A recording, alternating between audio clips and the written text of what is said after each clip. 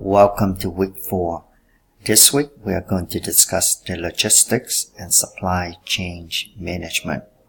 The objectives of this week include understand the difference between the inbound and outbound logistics, how to apply the 3PL and 4PL to reduce costs and improve services, and understand the importance of outsourcing. First of all, what's the logistic and supply chain management? The logistic itself refers to activities that occur within the boundaries of a single organization. It focuses on the activities such as procurement, distribution, maintenance, and inventory management. The definition of logistic is really about getting the right product to the right customer in the right quantity, in the right condition, at the right place, at the right time, and at the right cost. Whereas supply chain management refers to a network of companies that work together to coordinate the actions to deliver a product to the market. It's also acknowledged all of the traditional logistics, including activities such as marketing, new product development, finance, and customer service.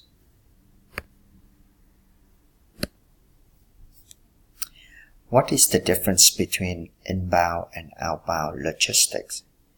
Inbound logistics refers to movement of goods and raw materials from suppliers to your company, whereas outbound logistics refers to movement of finished goods from your company to your customers. The difference between 3PL versus 4PL. The 3PL concept came out from the 80s. It is a way to reduce the cost and improve services. It is outsourcing of activities from specific tasks to broader activities. Specific tasks could include a trucking or marine cargo transport to broader activities like the whole supply chain as inventory management, order processing, and consulting. The 4PL concept proposed by Accenture company in 1996. It is really a party who works on the behalf of the client to do the contract negotiation and management of performance for the 3PL providers. Why do customers like the 4PL concept? Simply because some of the customers lack of technology to integrate supply chain processes, and they led to increase in operating complexities and a sharp increase in global business operations. The graphs below describe between the 3PL and the 4PL. Supply chain management. It refers to the coordination of production, inventory, location, and transportation among the participants in the supply chain. The goal is to achieve the best mix of responsiveness and efficiencies for the market being served.